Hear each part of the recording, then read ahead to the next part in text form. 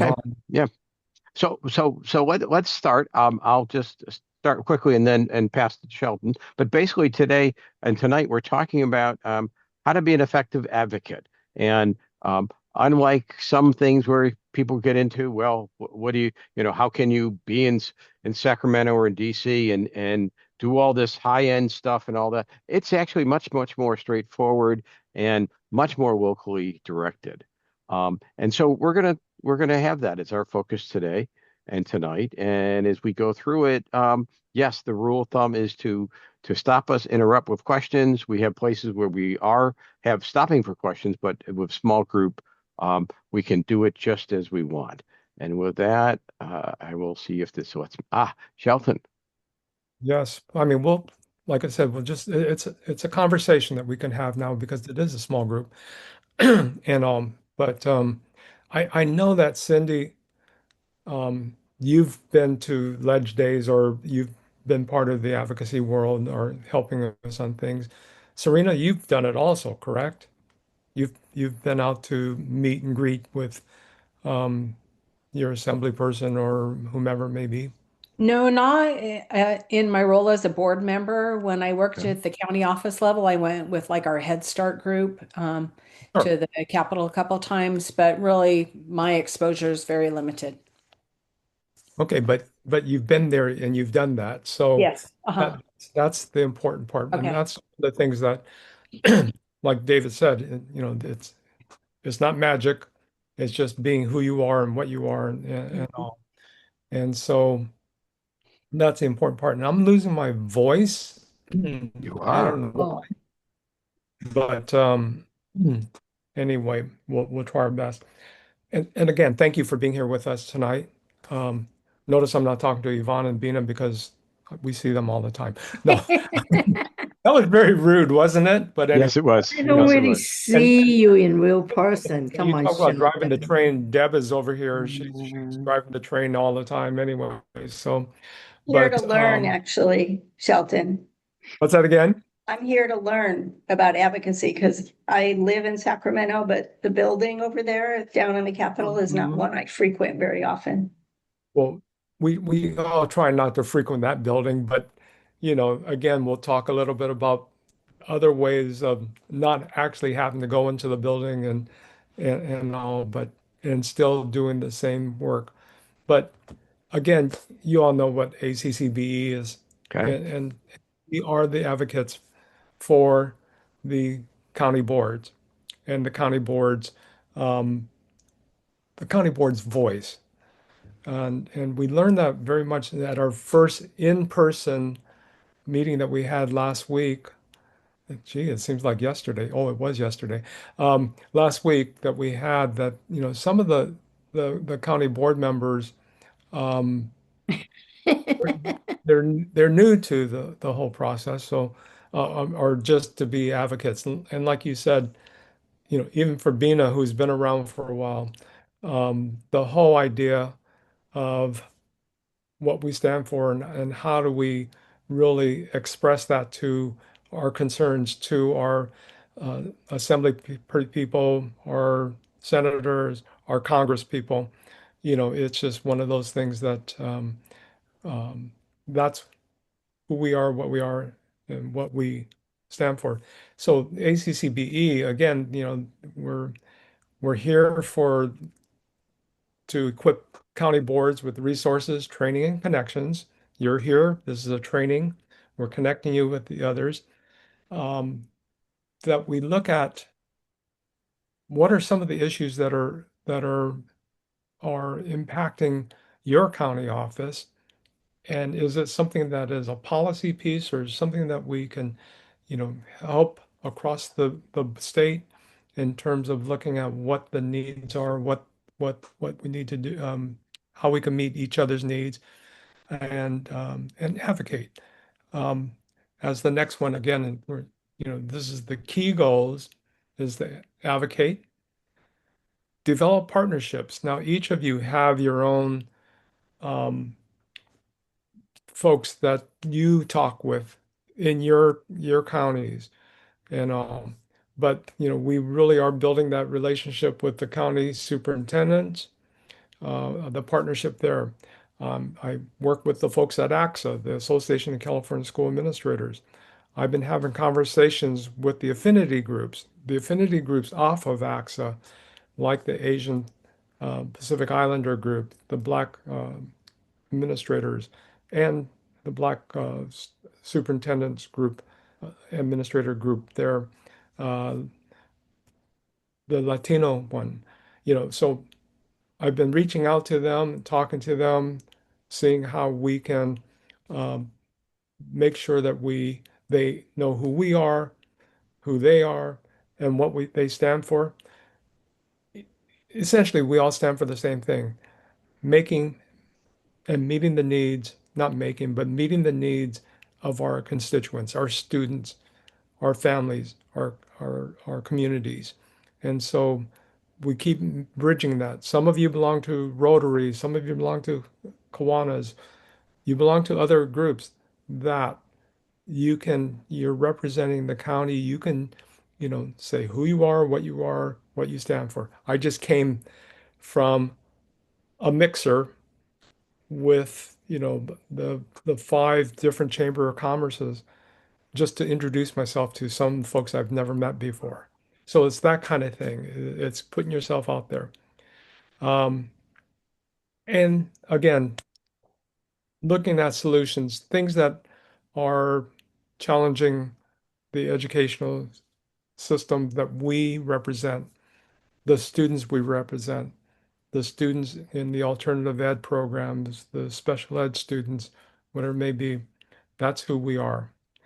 So the purpose of our webinar today, again, is to introduce all, what does it mean to be an effective advocate for county boards? Understand the levers of power, and I like that David, has the lever of power that drive politics, and then practical advice on the rest of that. So I'm going to stop there because my voice is still going. I don't know why, but David, Okay. you're on now. Well, the good news is at the end of the day, there's only 4 things in 5 and a fifth combination that you need to know. Yeah, this is all really pretty simple. I'm being a little bit sarcastic, but the bottom line is, as someone who's worked in advocacy and been a student of advocacy for a very, very long time, there's a lot of people that have written some good books and given good advice, and this takes it from it. But I'm going to start with the fact that there are just 5 levers that you need to know about, and we're going to cover them. And so this might be different than, oh, you need a new form or this, but this is to try to give you a grounding into what works for not only for schools, for an organization like ours, but is in fact the way the game is played. And the first one is money, and money is the mother's milk of politics. In 2024, the CTA spent more than $3 million on lobbying, and they also have political contributions of $12 million. I mean, money is in fact what is the thing that gets people elected, and is the requirement for to be able to serve. You have to be able to raise money, and so the first line of the game is dollars. The second one is something called structural power. It's called power. It's power, but there are types of power. And the ones I want you to think about are structural or situational. So if I say power that's in a structure, can somebody give me an example that you would say, oh yeah, by the place that person is, they've got structural power. And there's a lot of good examples out there lately, but somebody yell one out.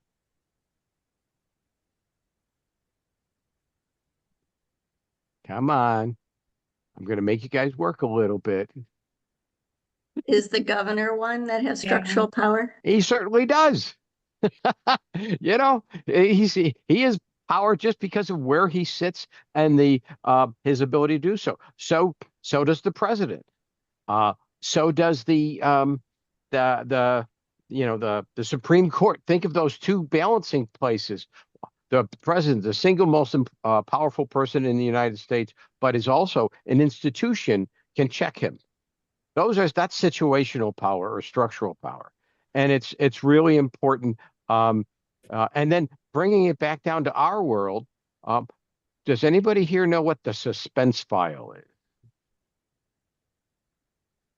And Sheldon, you don't count. You know already. That's Yeah. that's why I'm not saying anything. Yes. Well, yeah, that's, again, the suspense file is this magical place where bills go from appropriations to this place where, and there are hundreds of bills, and they're officially there because they have a fiscal impact. But the key thing is that's where Assembly leadership or Senate leadership decide which ones get out. So we go through a process of political hearings. We vote on it and all that, and then it goes into this never land. That's situational power. Okay. So that's again, we are surrounded by situations where there's situational power. Now, the third piece is you put those two together. It's a double whammy. When politicians have structural power and access or control to large amounts of money, PACs, think of PACs, union money, corporate money, those are the type of things that are just dominate what happens in Sacramento and also in every other state and in DC. So just think about the two together. The other one, the next one you may not have heard. We call it pleasure and pain. Pleasure is the ability to provide positive publicity, to highlight good things that the politician has done or is doing for a cause, for a group, or a community.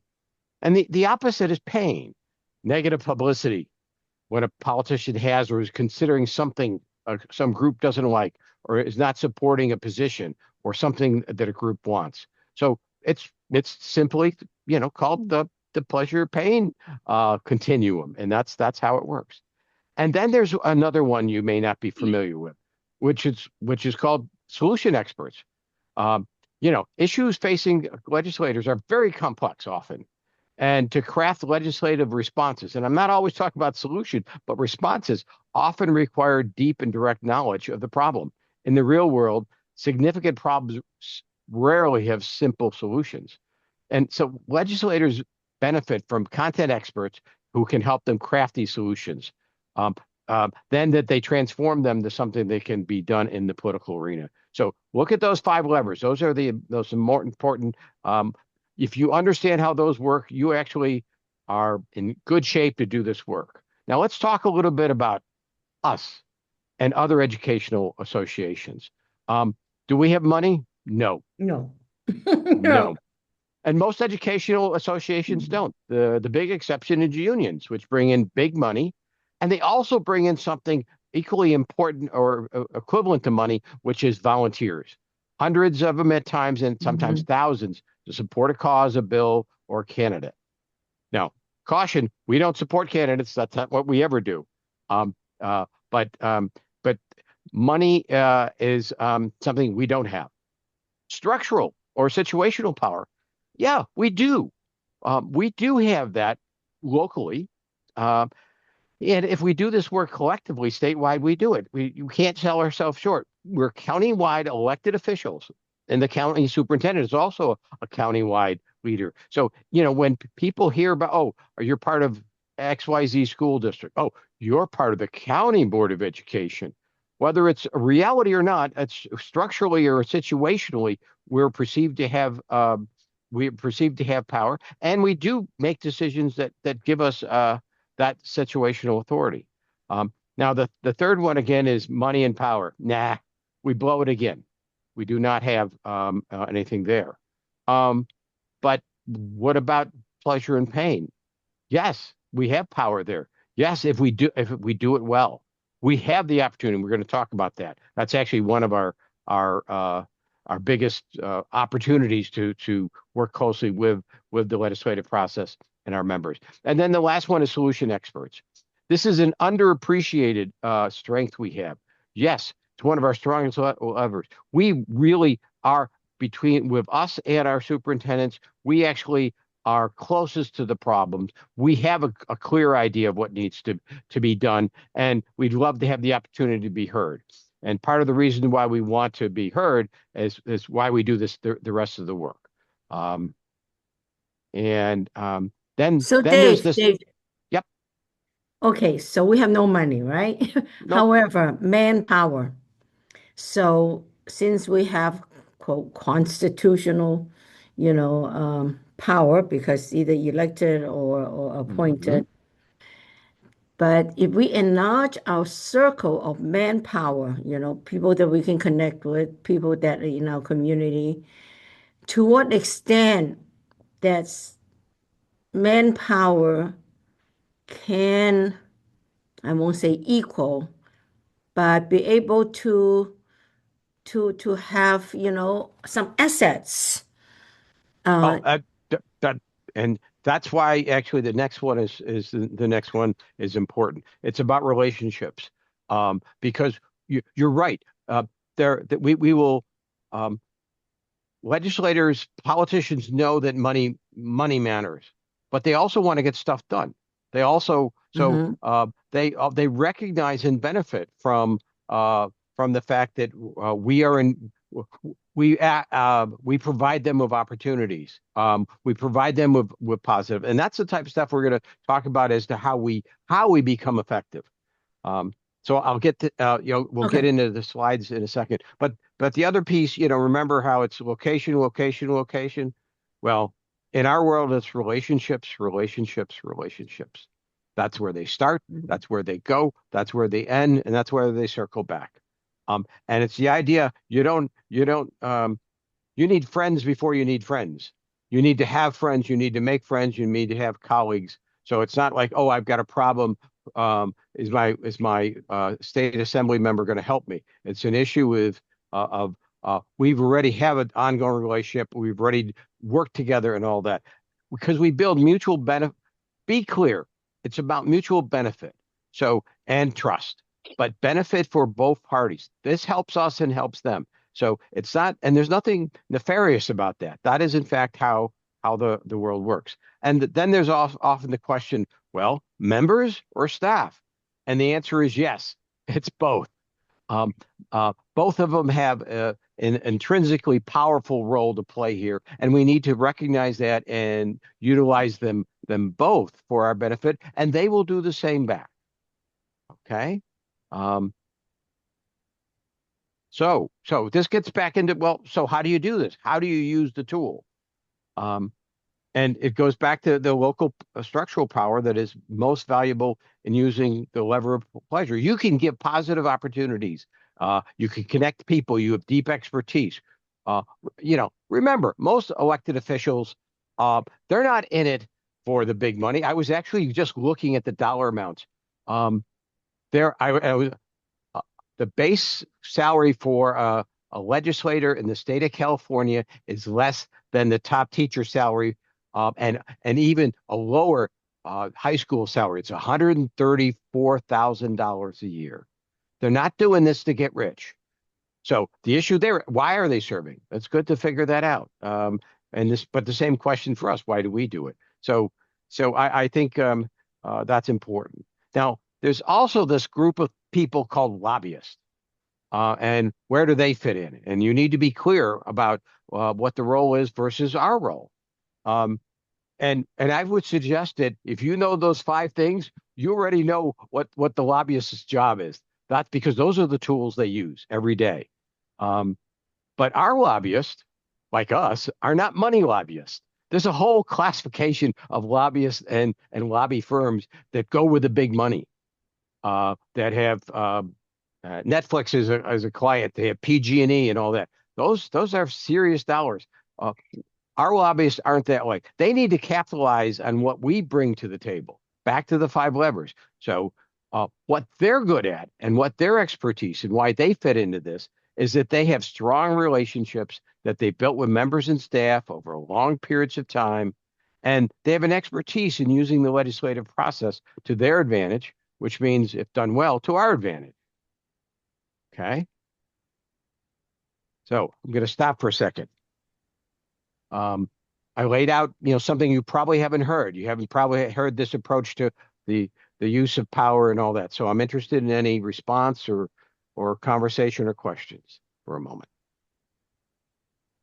One of the things that we want to make sure that we're clear on, David was trying, separating lobbyists from us.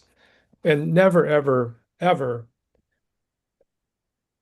address yourself as a lobbyist unless you are a lobbyist, because you have to be registered. You have to be, you know, you have to be able to, like I said, you have to sign disclosure type things. But as an advocate, it's just that you're there to express concerns about whatever it may be. Um, and then relationships. That's an important one. Um, it's a funny thing that um, my assembly person, Cecilia Aguiar Curry, and the former from the Napa area, their big thing was every time they saw me is here comes trouble. And so it was a relationship that we had that, it was one of those things that they could say things like that. And, they meant it as a jest, kind of thing. Or staff members, that the big joke between the Senate Ed person, staffer, and the Assembly Ed staffer would say, Shelton, we've known each other for 18 years. I don't think you've said hi or how are you once. You would always say, we have an issue. It wasn't true. It was just one of the things that they, as a joke, they would say that. And so um, that relationships are important in our world. Those are important things. The other thing that you have to really understand and realize that sometimes issues that we present to them, concerns that we present to them that we'd like to see changes in it may take years. It doesn't happen overnight. And I'll give you a prime example of that one. Right now, we have mental health services in our schools, correct? Yes. Okay.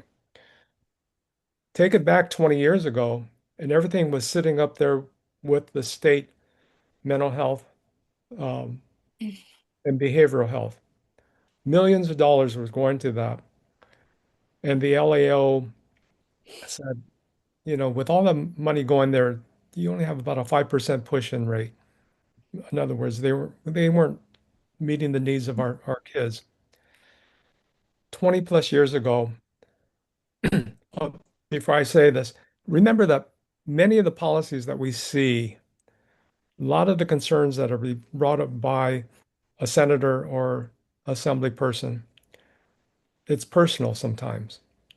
And there's a reason why they push a bill or are behind a bill, because it's personal. The story I will tell you.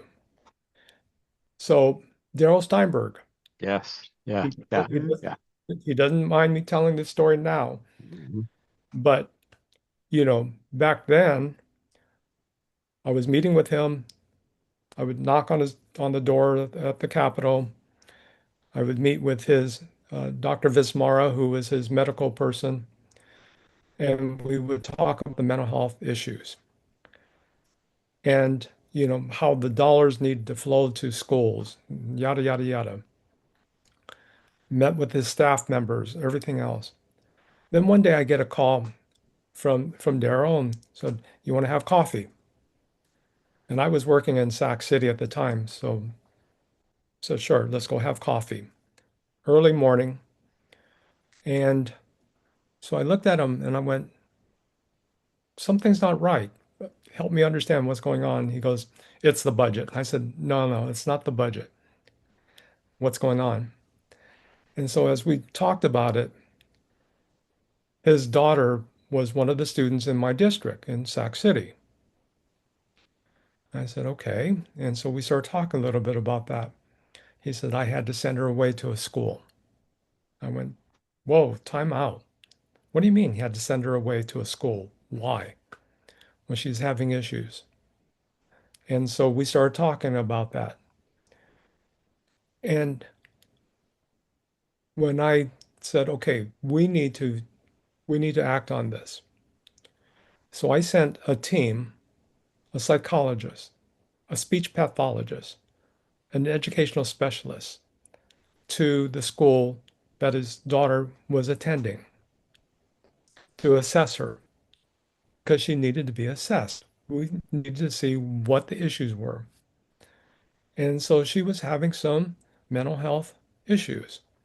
And she had this explosive disorder that was tearing up the family, was tearing up the home and school. So I wasn't hearing any of that in the school district per se, because they pulled her and pulled her out. Daryl would not talk about that because he was a senator and he didn't want that information out there. We worked on it. We got her into the proper school to get her to the services needed to meet her needs. So those conversations started opening up about mental health to where Daryl became the biggest advocate for mental health services. He went and further down the line created a foundation, the Steinberg Institute for Mental Health Services. But during that time period, though, we're working slowly to get monies back into the schools. Now, that took 20 plus years to get to that place. But his daughter, every time I see Daryl now, he'll introduce me to other people and said, "This is the person that saved our family." And I said, "No, I didn't save your family." He said, "But his daughter was able to get the services necessary and needed." And then he changed the policies and started working on all the policies at the state level to make sure and ensure that dollars started flowing correctly to the schools.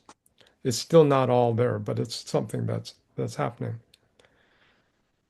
The end results of his daughter now, she has her master's degree in business.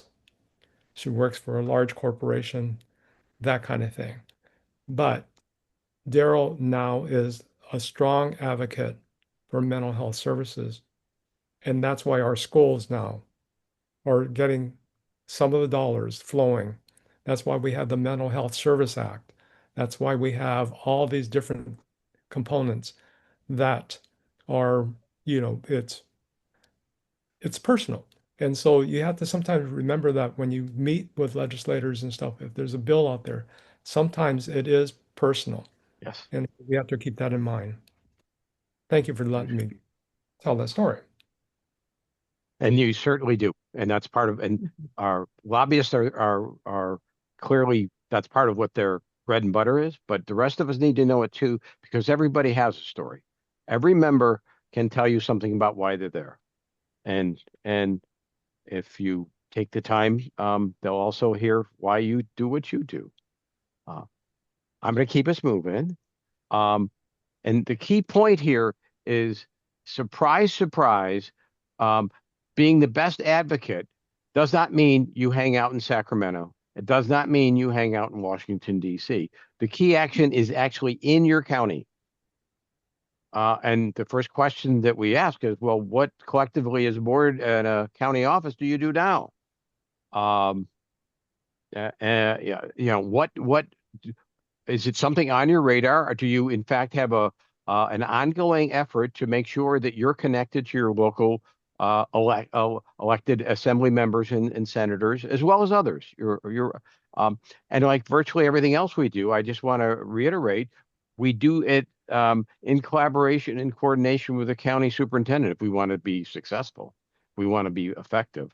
And it starts with relationships that are built through mutual positive opportunities.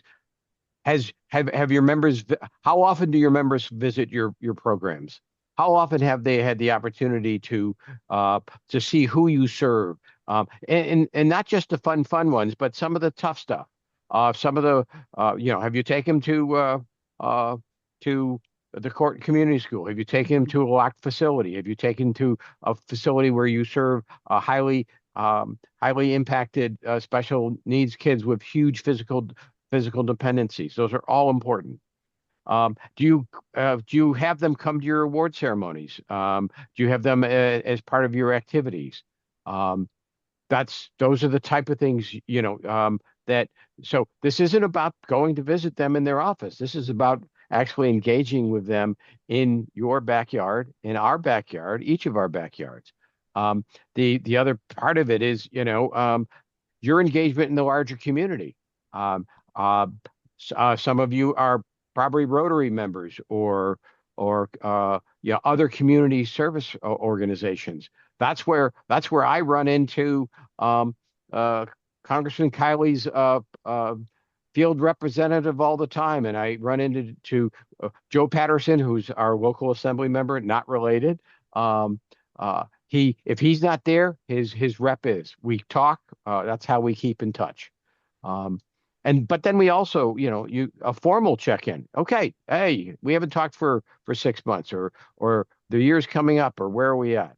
And then the other piece is that individual trustees connect in social media and other ways. I mean, how many of your board members actually are on on Facebook with or get the newsletters from the local elected officials? I would suggest that this is all good. And as you can see, this is not limited to your assembly member and senators. It also could be your county supervisors and others, as well as your going on the other direction. It's also potentially your local districts. But it's that type of stuff. And there is a test. There is a test. It's a simple test. When the name of your county office is brought up in front of a senator or an assembly member, do they smile? Do they look blank? What's the reaction? And of course, the one you want is, oh yeah, those I visited them last month, or I was at a graduation for their older adults that was just here a tearjerker, whatever it is, and it isn't one that it did 4 years ago, is the one they did 6 months ago or 2 months ago. And then when an issue comes up, do they give you a call? Are you a resource for them? It goes back to the idea you have expertise. Those are the type of things that happen. Yeah, they'll probably call the superintendent first, but it may not, because it may be with a group of people. It may be with an organization that you have ties to, and the superintendent may not. So those are the type of things that's there. There's also now, so we're gonna transition now from having a great ongoing relationship to advocating on an issue or a problem or something else. And so you have to be aware of certain pieces. One is the legislative calendar. Doesn't do any good to say, we've got this great idea, or we're worried about something, and the legislation period is already over, or the discussions have already occurred in committee, and frankly, the train's left the station. So the next slide will be the legislative process per se. There is some really good tools out there. The one that's for leginfo. I don't think I put this leginfo.legislature.ca.gov. What we all call as leginfo is a great tool for everyone. It's available for everyone. And not only can you track the progress of a bill, but you can also read the analysis and all the other stuff that we all look at. So when a bill comes up for a hearing, a staffer writes a piece about what the bill is supposed to be doing in their analysis, and also lists who supports and who opposes it. You can get well educated quickly by spending a little time there. And then, of course, understanding the dynamics about a bill. All that stuff is part of the process. So, for example, let's take a good example, a painful example. We wanted the substitute teachers to have more time in a classroom before they had to be switched out. And a lot of time and energy went into that. We got it really close, and it got vetoed. It got vetoed because CTA didn't want it. And now there's this play at CTC that's giving us half a loaf.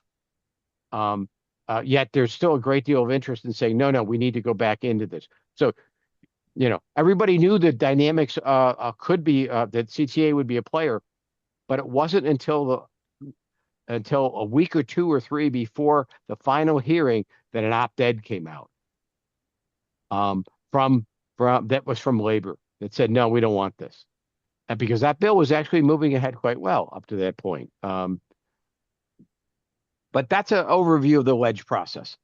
It's, there are more real buckets in the world. There's more off ramps and other stuff. But frankly, it's, the typical stuff. Somebody introduces a bill. It goes to a policy committee. If it's got fiscal implications, goes to fiscal. It then has to get out of that first house. It has to be voted out. Has to go to the second house. The same stuff is done. If it gets changed over there, it has to come back to the first house for a vote. And if it gets all the way through that, it goes to the governor, who has the right to sign it or veto it. I mean, that's more what you've learned in your government class, and that stuff is, that's still pretty much on point. But what's more for your day-to-day work, I think, is, part of it is, are you going to also, are you going to do more than what you do in your own backyard? Are you going to be part of a ledge action day, which is often done? CSBA has them. Our own county, we do ours. AXA has them. They're a common piece. They're in conjunction with others, and the organizers do the work. If you already have a great relationship, well, you're going to walk in an office and they're going to say, "Hi, Sheldon, how are you? Hi, Dave." But if not, you're going to go in there going, "I don't know who these people are, and they don't know who you are." But you can also organize your own county office of education action day. And these typically you're meeting with your own members. You also can meet with key staff, say for key committees, assembly, education, all that, and members if you can do it. Now, it's also important that you have the opportunity, if somebody's doing something, like Darrell Steinberg, let's take that as a good example. Somebody from LA might not, Steinberg wasn't their member, but he was been championing an issue, and you're excited and want to be supportive, or you have an issue that you want to make sure he hears, so it works best in your community too. He's an example of a member that you will try to see. You will try to get in to see him and or his staff. And this work is typically supported in some way by a governmental relations firm or an organization.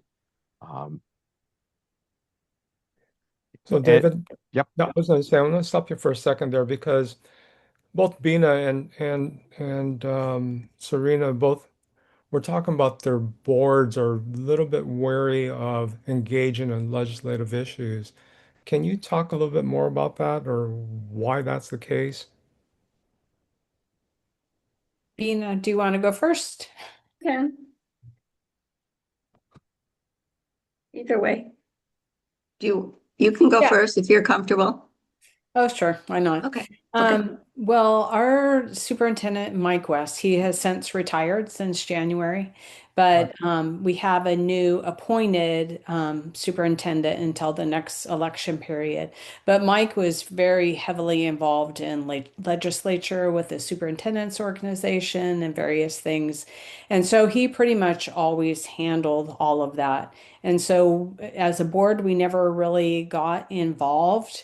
And I kind of sensed that there wasn't a whole lot of room for us to get involved.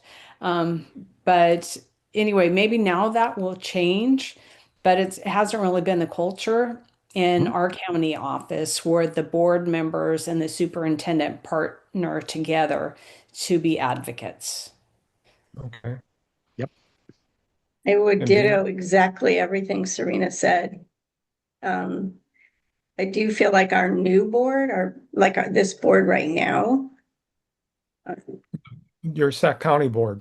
Yeah, our Sac County board. I feel like there's a few of us who are more interested in advocacy, but Serena, you nailed it, right? Everything you said. is true for us here in Sac County. Yeah, and I think they were great colleagues, good friends, and all of that too. Kind of the same thought process, maybe. Okay. Yeah, no, that it's an interesting one because as an elected, you're an elected, kind of thing. It again, it depends on where your members are in terms of their comfort level, in terms of being able to do things. Like I said in the chat there, but Bina, your board president is the chief of staff for the Senate Pro Tem. So you guys have an in, Yeah. per Yeah, se. but we're generally not. I'm curious how many county boards have ledge committees. Like I know San Mateo does. Um, so I'd be curious how county boards who do take position on bills, like, do they have a committee? Do they have a government affairs staff? I'd be curious about that. Like Yvonne has that staff, but Yvonne, go ahead, speak to it. Oh, okay. First of all, to respond to Bina is, yeah, because LA is big, we have, a whole office and staff. But however, still, I'm looking at back to the whole idea about power and relationship. So when the seven of us, and because we're more older people, some are retired or have connections, we always get together, no violation of Brown Act, when we have lunch or snack time. We start talking about, well, who was your student 20, 30 years ago? I mean, then we start talking about, say, well, my gosh, this legislator right now used to come to my Boys and Girls Club. And another one may say, well, for me, it's very easy. I say, oh, gee, this Alex Padilla is just right there, 5 blocks from my school, has been going there. So we use what we call historical power. We reflect back, say, my God, that senator was an intern at my school, right? Come on, now she's a senator. And this other one used to, sell popcorn right next door. So we have that additional mind that we have not really minded, in the relationship. Not that just 30 years ago happened. Some of these very young legislators right now, you'll be surprised how many of us had some kind of historical relationship with these folks. And that's how the seven of us assist our official governmental relations as well as legal hire lobbyists to DC. But at the end, they also have to rely us right in the local in order to kind of say, oh, okay, oh yeah, of course we know that, it's putting that whole, like you say, the puzzle together so that they can really recognize LACO, not just because his size and all that, is that his history with a lot of these folks. Okay. And Well, Cindy, I mean, when Barbara Demko was there and all, I know that she was always, Bill Dodd was hanging around, whatever it may be, and all, because that's how I got introduced to him and all. Cindy, are you guys engaged at all now? Is Josh engaged with any of the above? Josh, I think, is still trying to get his feet underneath him, so to speak. Plus, he's getting prepared to campaign. So I think he's out there kind of introducing himself, trying to meet the people. As far as, compared to, it's kind of not fair to compare the two, right? Because Barbara's been there for such long, built great relationships and stuff. But I'm hoping it's going to go in that direction. I mean, that's kind of what he was taught, right, for the last 17 years. So I think right now he's just trying to get things going. He is also trying to reestablish a relationship with all the districts in the county as well. So in a way, yes, probably not to the level that we are used to, if that makes any sense. No, it makes a lot of sense because, again, Josh just walked into it. And so, and Barbara's been there forever and ever, Yes. and she's still doing that work. I don't, she'll do that until she's unable to, no Yeah, doubt. no, okay. You and I are on the same page. We know Barbara will continue doing that, but like I'm meeting with her um, next week, I think it is, um, in terms of legislative action stuff for AXA. So she's Good. still doing all the above. Tell her hi. I was there at the last AEC. She was there. That's the last time I was here. So yeah, tell her hi. Yeah. I'm curious, Cindy and Sarah, does your board do advocacy? Do you guys get involved in legislative issues? Just curious since you're here. Yeah. Okay. I think we have our pockets in areas. So like I said, Barbara used to always keep us abreast of what was going on. I think it depends on, every board has its own personality, right? And every trustee brings in their own personality. So I know I'm active in what I could do. I think I've had the advocacy role as far as my career and everything else, just in different areas, right? Right. So we do, but as a team, not so much, unless there's something that's burning issue right then and there. But I think we kind of go out and do our own. And I cause Jennifer, as you know, Jennifer Kresge, she is pretty active as well. And we have the pockets of area. So I usually do, like you said, the legislation week. This is going to be my first year that I'm going to go to coast. So I'm getting my feet into the areas outside of my county. But on everybody else, everybody kind of has their own strengths that they bring in. Yeah.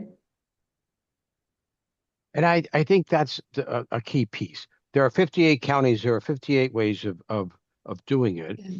I would suggest to you that our boards haven't had the opportunity, the education, the tools that they can in fact know if they wish to engage it in a different way about how to do that. And that's part of the work we've done. And before we're done tonight, you'll see two of our tools. But I would also suggest that superintendents to some degree can be nervous about participation in a process that, if not done well, can actually gum up the works versus actually making it work better. And that's where the coordination and the collaboration with the superintendent is important. And that's where we're both elected officials. We both have certain obligations, and frankly, being ambassadors is clearly a part of a role of a county board on this work. So I'm not here to tell you that there's a single right way, or that everybody's going to have it powerfully done one way versus the other, or that you will even want to, because you may have other things that are more pressing. But as we go through this, you'll see the type of tools, and part of this was to give people an idea. Okay, if I'm going to do it, what do I need to do? Okay. Can we just hear from Sarah for a minute? Yeah, I was going to say. I'd ask her to. Yeah. Yeah, hi. Yeah, so we do have a legislative committee this year and last year. I don't think we have always had one, but I haven't been on our legislative committee, but they haven't brought that many things to us as a board except to update us on what's going on and what bills are, coming forward in the legislature. But we haven't been presented with very many resolutions to pass, in support or oppose a bill. So that's been more rare. But I wanted to comment on the comment Bina made in the chat, which was about, the fact that our superintendents or our capital advisors and our superintendents may be more involved than we are, and yet they don't always share with the board. And I feel like that's true in my county. And so I would love to know how to, get the superintendent to report more on what she hears or or that we hear directly from our, we also sign up to Capital Advisors. We do have the countywide once in a while they come and I think they do to all counties report on the governor's budget and that kind of thing. But Right. in between, we don't hear from them at all either. So thank you. Okay.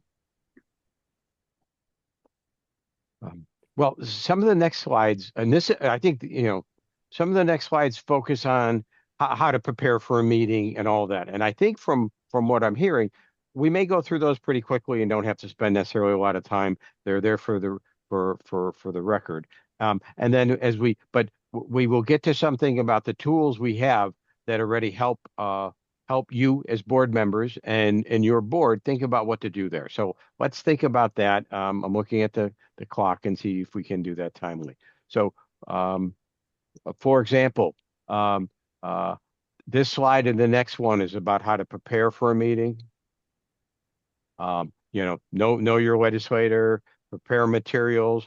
I'm assuming that, and it's probably not true, but when we go, we have information about what we want to talk about, but we also always have a piece about what the county office does, because you always need to remind them of what the work is. They deal with hundreds and thousands of people in an organization. So it's always the twofold. This is what we want to talk about today, but also here's a piece about us. And if you don't have that walk around piece about us, you should be thinking about it. So, and that piece should talk about what the county office does, and the county board should be featured in that, as well as the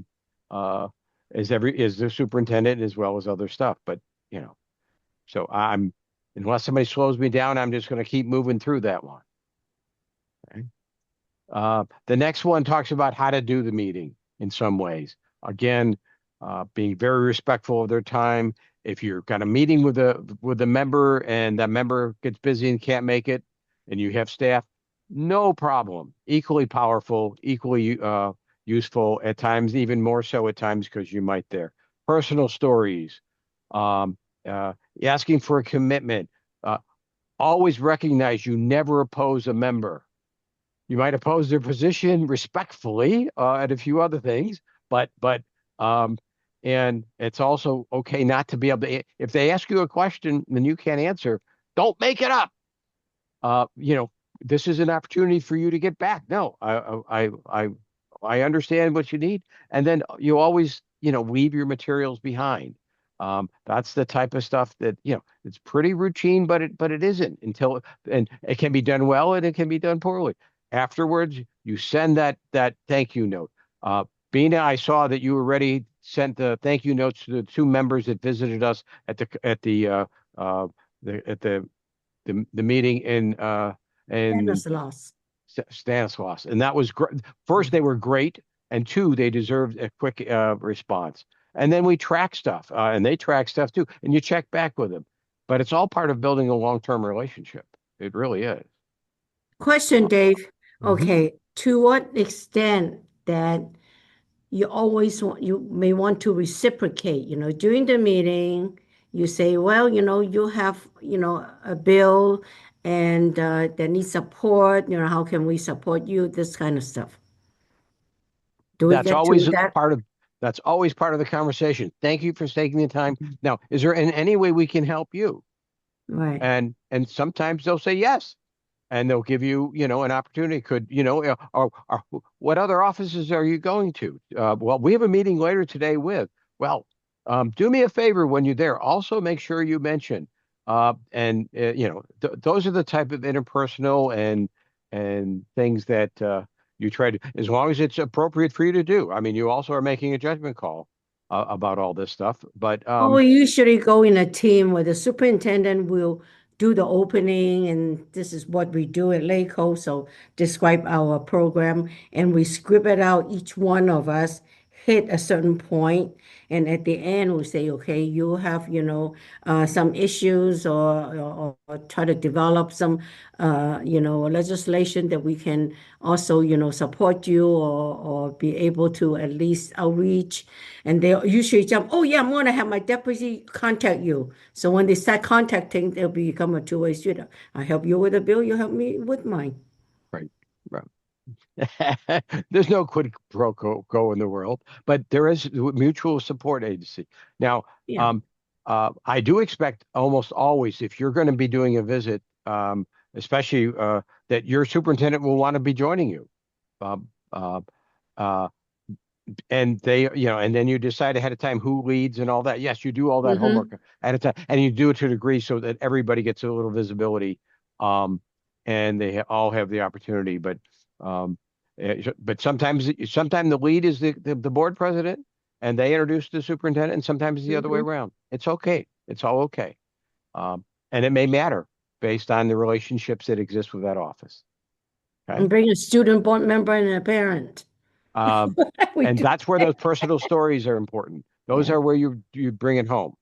You can often bring it home. Now, problem is timing. You also have to be very mindful of their time. And it's frustrating that, you spend a day to get there and all that. And sometimes you're shortchanged, and it does happen. That's, and sometimes you get lucky and you get longer. It's okay.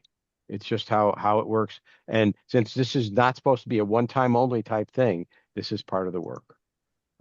Now, the important piece, and I think this is where we can spend what time we've got left, is in fact what type of tools are there for your board? And I think the key one that I want to emphasize is the board liaison, which is the key link between your board and ACCBE.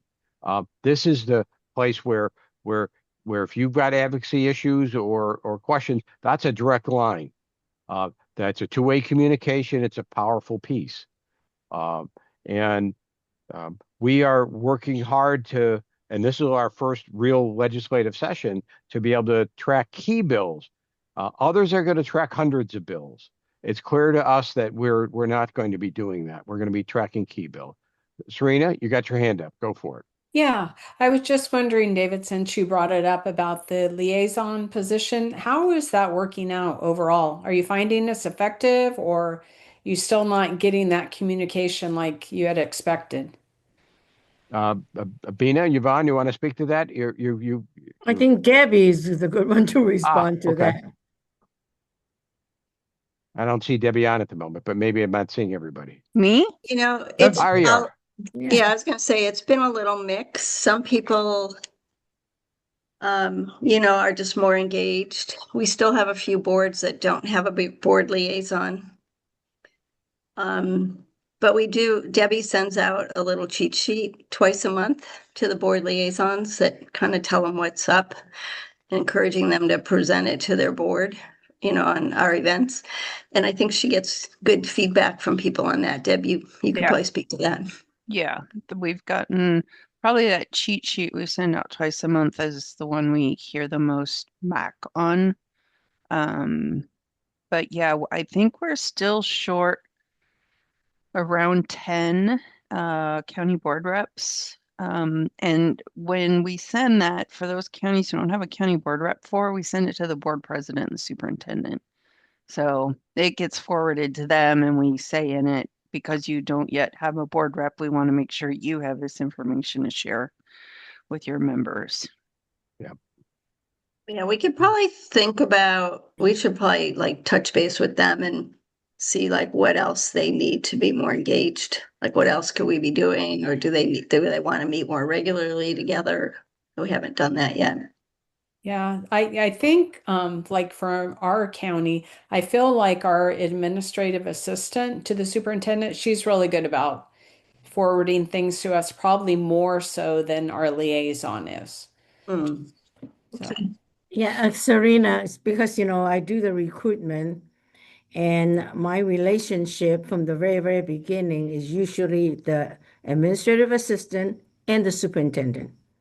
So, and you're absolutely right that administrative assistant, not just the forward information, many counties, they have, I hate to say, quite a bit of influence, with the president, board president, as well as the superintendent. So if we cannot really get a champion or a board rep, I know that sometimes, for me, with dues and other stuff, sign up for registration, and I will go to the administrative assistant. Right. Yeah, she's like our air traffic Yeah. controller. She But keeps also they exactly, and also they are there for years to come, and some districts, I mean some counties, they seem to have a new liaison. They assign or they rotate. So I do not know since it's our first year, and but I know in some counties they assign roles each year. So we may end up with a different liaison each year. True, true. Yeah, I like the idea of it. It's good. Yeah, but it is something we have to develop, and it's unusual. Right. I mean, people, this sort of direct connection was not possible or wasn't contemplated with CSBA, for example. So this is a powerful tool, but it has to be nurtured. Mhm. Um, so again, I talked about the fact that we will not be inundating people with hundreds of bills, but the work will be to provide updates on key bills. And we're going to be using resources such as Sheldon and the AXA connection, and the CSBA connection, and the County Soups connection, and the SSDA connection, so that we can actually have access to all this resources.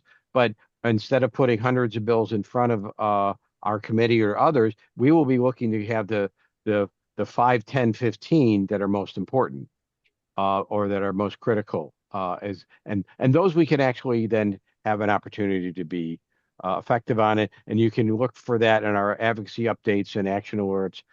February 20th was the last day for bills to be submitted, be introduced. And I know colleagues that worked all last weekend, because that was Friday, to do presentations this week, and throughout this week and into next week, we'll start seeing these big long list of bills that were introduced, and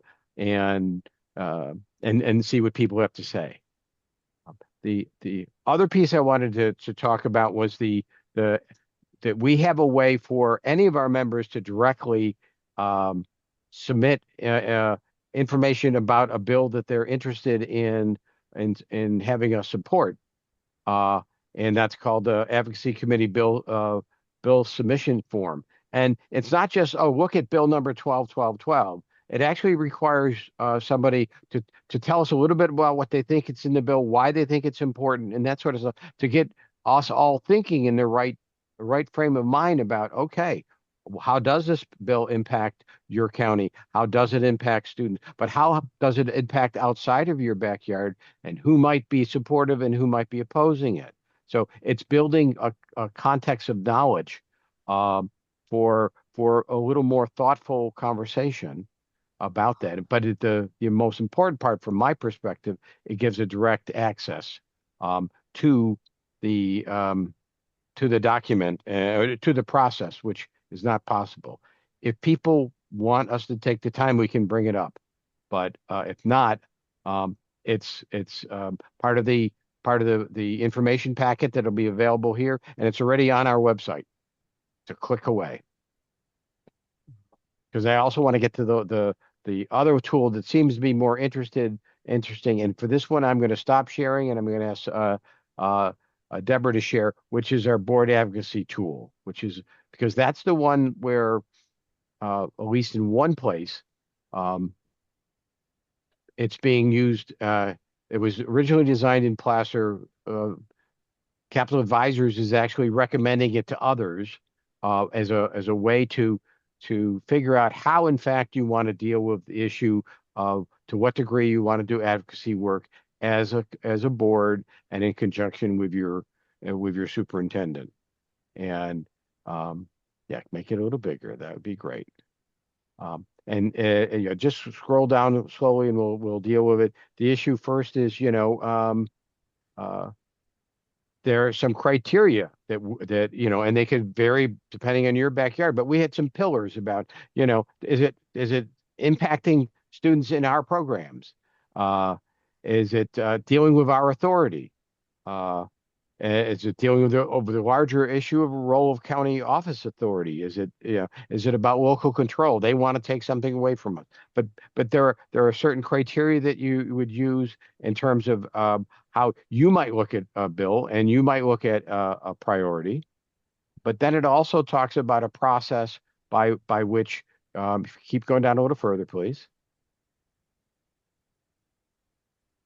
Where you in fact figure out how to monitor that. And so, for example, we get a report when the legislative session is active on a monthly at our board meeting. We meet once a month about where things are. We talk about if a new bill comes forward or an issue comes made to someone's attention, there's a way for them to ask it to be put on for conversation at the next board meeting. But it does require a process.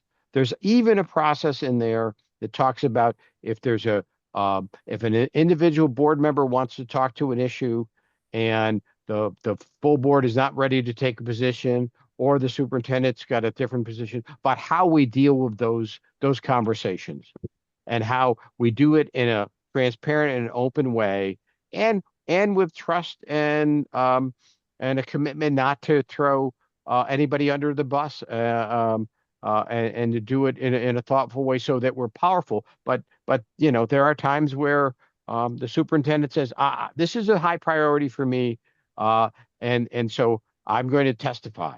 And it may be an issue that we say, well, okay, we appreciate that, but we're not looking to make it an issue where we'll sign that letter of support.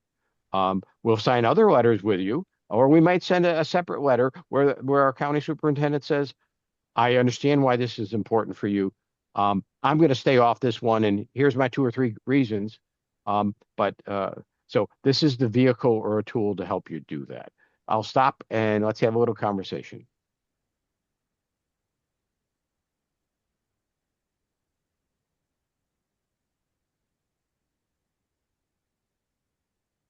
Dave, just to clarify, this is a tool Placer County uses with your superintendent.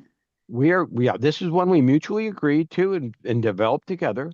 And now the Capital Advisors is spreading it around the state where they talk to people saying, well, this is a good example of how a county board and a county soup can work together. We didn't develop it with the sense that anybody else, for anybody else's use, but we were surprised when we heard it was being. So what I did is just update it for the legislative calendar and a few other things. So, and you change the name from one county to the other, and you modify it as you see fit. Yeah.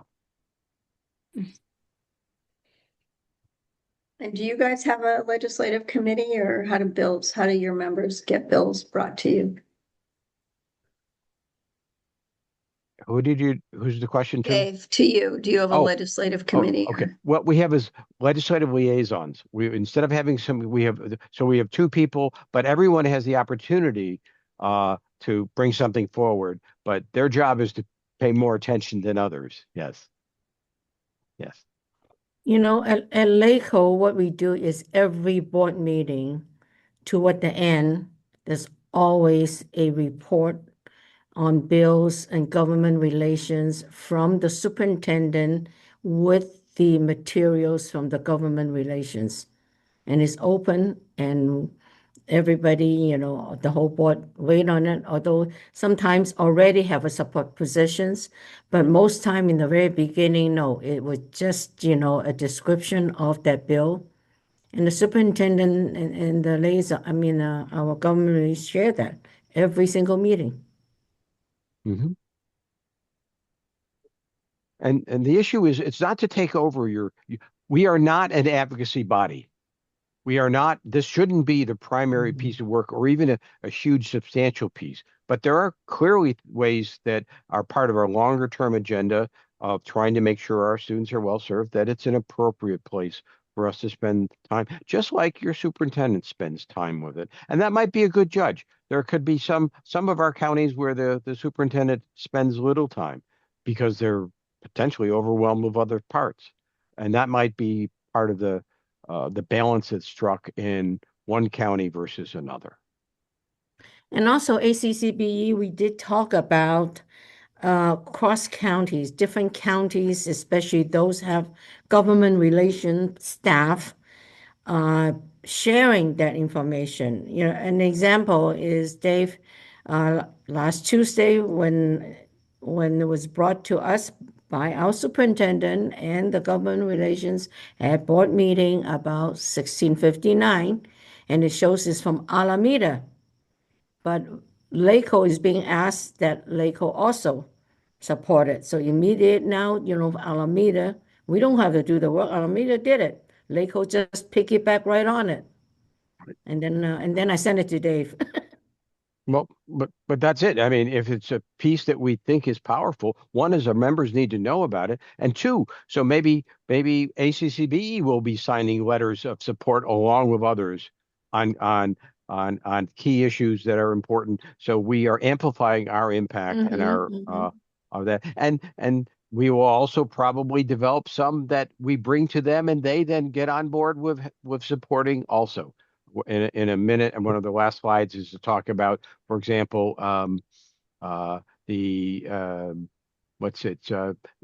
Bill 1082 about interdistrict transfers, where one of our members, Ken, has brought that and is advocating for it, and we're supporting that effort. Any other conversation, Sarah, Cindy? Anything about, is this a tool that you could see would be helpful to start a discussion in your backyard? I think it would be. I think again, having a new superintendent, I think right now is the best time to maybe introduce a lot of these type of things. So I think this would be a very good tool to utilize. Yeah, and timing is right. It's hard to change a process that's 20 years old and didn't include you versus a beginning. Yes, very much true. Okay. If there's no more, can you stop share and we can go back to the last two or three slides? Okay, thank you. If it just to be clear, because this is all kind of new to me now, I can access that tool on the ACCBE website, you said? Deborah, this is where the link should work. Well, we're going to share the PowerPoint, and it will include the link right in the PowerPoint slide to both of these tools, and that should be what works. Yes. And I put the links in the chat as well. Thank you.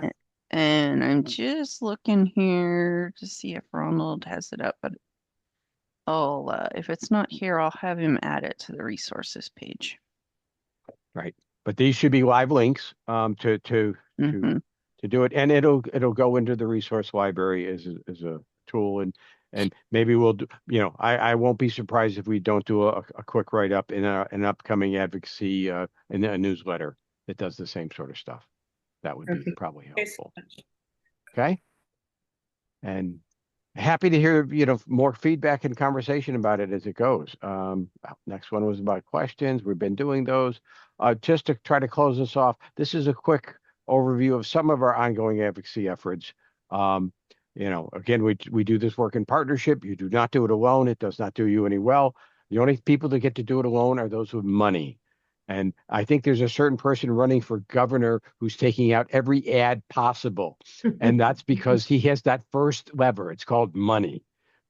But these are some bills that we've worked with, AB 2181, for example, passed more than a year ago.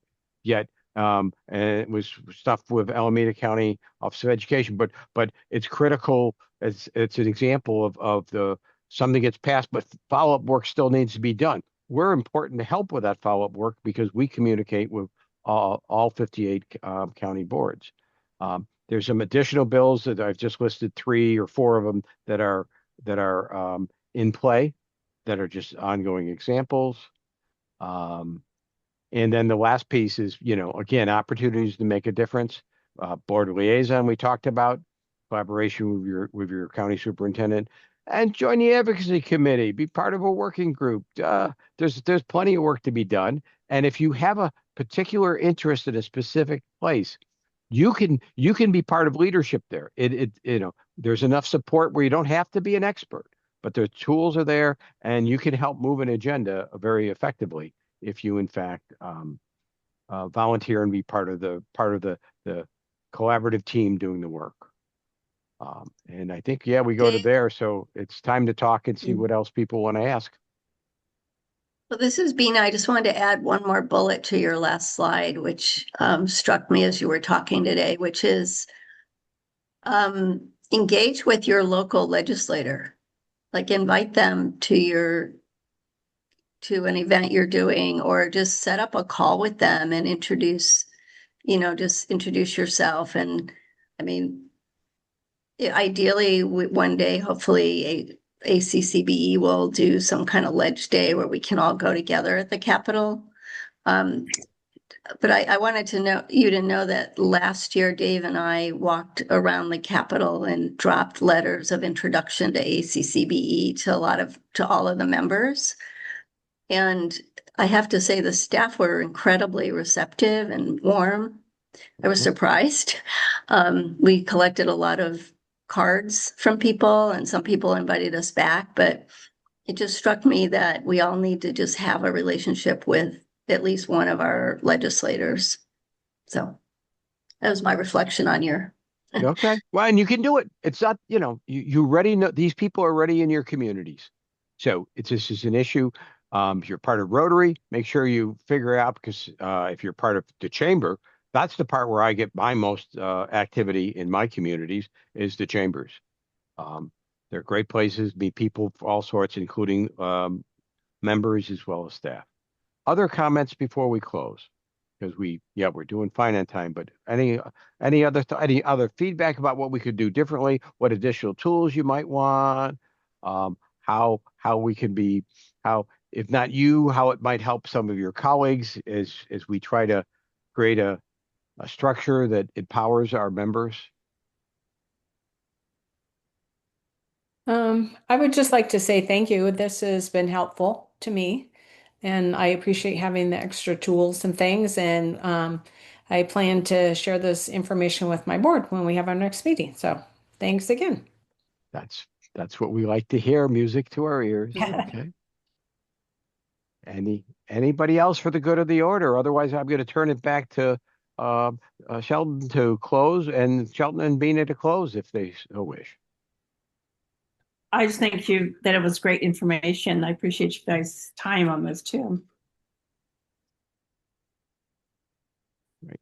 No, we appreciate you being here tonight with us, Sarah, Cindy, Serena. We really appreciate you being with us tonight. It's kind of an interesting thing, we talk about relationships or whatever it may be. Just at our last Friday, Saturday, we had Senator Gill there. I've never met her before, and she talked and all. And so I was talking with her staffer there and stuff.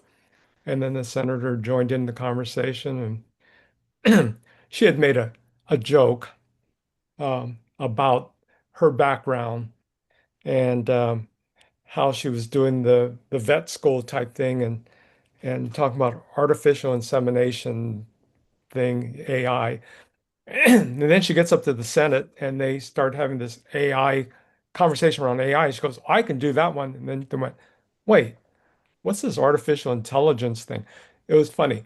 For me, I was laughing, going over there, and I was telling her, you had me at that point in terms of, and so she started asking me some questions, and because she was talking about, the issues around special education, things like that. So she invited me up to her office, and so I have a meeting with her in 2 weeks. I think it's 2 weeks. I better get that straight on my calendar. But it's that kind of thing. It's just, by chance. And she said, hey, you're in the neighborhood, come by, set up an appointment, and let's sit down and talk. And so that's how things happen.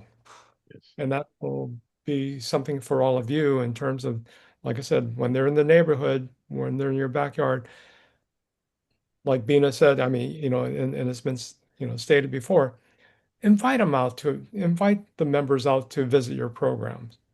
In 2 weeks, I will have both senator and assemblyman at an event at the county office for elected officials.